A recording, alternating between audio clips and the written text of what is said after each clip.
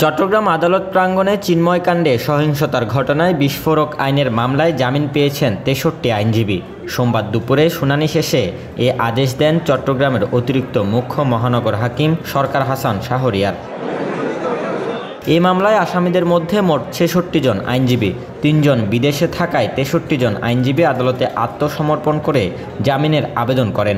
আদালত শুনানি শেষে চার্জশিট বা পুলিশ রিপোর্ট না হওয়া পর্যন্ত আইনজীবীদের জামিন মঞ্জুর করেন। এদিন আদালত প্রাঙ্গণে সকাল থেকেই ছিল কড়া নিরাপত্তা। পুলিশের পাশাপাশি বিজিবি সদস্য মোতায়েন ছিল।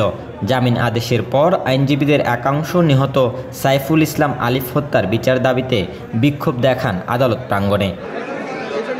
গত বছরের ২৬ নভেম্বর রাষ্ট্রদ্রোহ মামলায় বাংলাদেশ সনাতনী সম্মিলিত জাগরণ জোটের মুখপাত্র চিন্ময় কৃষ্ণ দাস ব্রহ্মচারীর জামিন আবেদন নাকচ করে কারাগারে পাঠানোর আদেশ দিলে তার সমর্থকরা সংঘর্ষে জড়ায়।